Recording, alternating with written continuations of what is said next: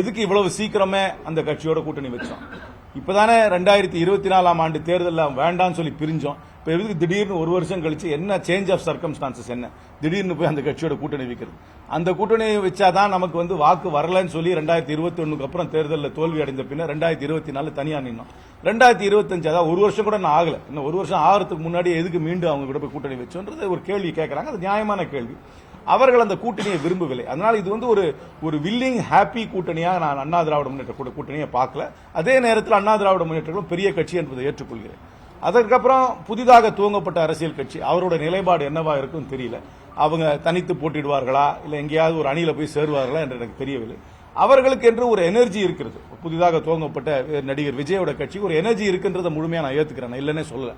ஆனா அந்த எனர்ஜி ஒரு வடிவமாக உருவமாக ஒரு ஆக்கப்பூர்வமான அரசியல் கட்சியாக மாறி அது தேர்தலை சந்தித்து தேர்தலில் வாக்குகளை எந்த அளவுக்கு வாங்கும் எனக்கு சொல்ல தெரியல. நேற்று கூட ஒரு சர்வே பார்த்தேன், ஆனா அந்த சர்வே என்ன வெளியே வரல. அதனால அந்த சர்வேயோட ரிசல்ட் நான் சொல்றது தார்மீகமா இருக்காது. அதுல இன்னும் அதுல நான் எதிர்பார்த்த மாதிரி தான் இருக்கு அந்த சர்வே ரிசல்ட்ஸ். ஆனா இன்னும் நிறைய மூவிங் பார்ட்ஸ் இருக்கு. இதெல்லாம் கொஞ்சம் செட்டில் ஆன அப்புறம் தான் தெளிவா தெரியும். இப்ப கூட பாமக எந்த நிலையை எடுக்க போறாங்கன்னு தெரியல. அவங்க ஒரு மாநாடு நடத்தியிருக்காங்க, ஒரு சமுதாய ரீதியா ஒரு மாநாடு நடத்தியிருக்காங்க. அப்புறம் அந்த கட்சிக்குள்ளே நிறைய கான்ட்ரடிக்ஷன்ஸ் இருக்கு.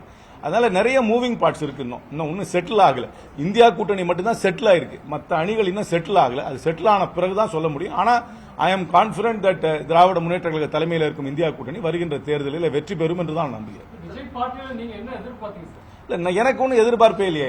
நான் என்னுடைய எதிர்பார்த்த மாதிரி அந்த சர்வே ரிசல்ட் இருக்கு. அந்த சர்வே ரிசல்ட் தான் வரப்போகுது.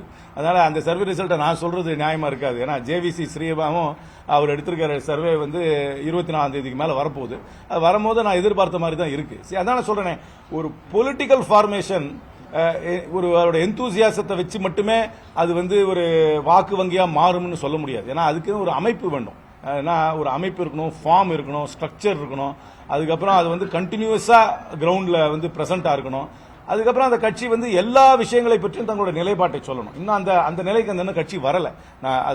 இன்னும் வரும் மாதங்களிலே அவர்கள் அந்த நிலைக்கு வரலாம். ஆனா இன்னும் அது வராத நிலையில இப்ப போய் என்னால தெளிவாக அவர்களை பற்றி ஒன்னும் சொல்ல முடியல. அது அவர்கள் என்ன நிலை எடுக்க போறாங்கன்னு எனக்கு தெரியல. அவங்க போய் ஏதாவது அவர் அணியில சேர போறாங்களா, தனியா நிக்க போறாங்களா, தனியா நின்னா எந்த அளவுக்கு வாக்கு வாங்குவாங்க, அந்த வாக்கு வாங்கினா யாருடைய வாக்கு வாங்க, இருக்கிறது 100 வாக்கு தானே, இந்த 100க்குள்ள தானே எல்லாருமே அடங்கணும். அந்த 100ல யாருடைய வாக்கு அவங்க வாங்க போறாங்களா எனக்கு இன்னும் சொல்ல தெரியல. எனக்கென்று ஒரு சில ஹேஷியங்கள் இருக்கு. அந்த ஹேஷியங்கள் படிதான் அந்த கருத்து கணிப்பு இருந்து அந்த கருத்து கணிப்பு வெளியே வரும்னு எனக்கு தெரியும். ஒரு வாரத்தில் முழுமையாக வரவேற்கிறேன். முதல்ல பகல்கத்தில் நடந்ததை ஒரு சாதாரண பயங்கரவாத தாக்குதலா நீங்க பார்க்க கூடாது. இது வரைக்கும் இந்தியாவில் நடந்த பயங்கரவாத தாக்குதல் எல்லாம் வருவாங்க, ரேண்டமா குண்டு வைப்பாங்க, ரேண்டமா சுடுவாங்க. ஆனா பகல்காம் கொஞ்சம் வேறுபட்டது. அங்க மத ரீதியாக அங்க இருப்பவர்களை பிரித்தார்கள்.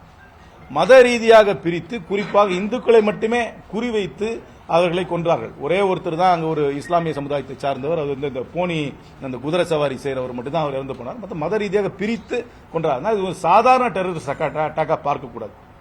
அது ஏன் நடந்தது என்பதற்கு இந்த பல கேள்விகள் இருக்கு. ஏன் செக்யூரிட்டி ஃபெயிலியர் ஏன் ஆச்சு, அந்த இடத்துல ஏன் செக்யூரிட்டி இல்ல, இன்டெலிஜென்ஸ் ஃபெயிலியர் ஏன் ஆச்சு, இந்த கேள்வியெல்லாம் யதார்த்தமா எழுப்ப வேண்டிய கேள்விகள் தான். அது உடனே இன்னைக்கு அரசாங்கம் பதில் சொல்லணும் அவசியம் கிடையாது, ஒரு காலத்தில் சொல்லித்தான் ஆகணும். ஆனா அதற்கு நம்ம கொடுத்த பதிலடி என்னை பொறுத்த வரைக்கும் ஒரு சரியான பதிலடி தான். இது இதை பொறுத்த வரைக்கும் இந்திய ராணுவம், இந்திய கடற்படை, இந்திய விமானப்படை எடுத்த நடவடிக்கை முழுமையாக காங்கிரஸ் கட்சி மட்டுமல்ல நானும் முழுமையாக ஆதரிக்கிறோம். செய்திகளை உடனுக்குடன் தெரிந்து கொள்ள உடனே சப்ஸ்கிரைப் பண்ணுங்க.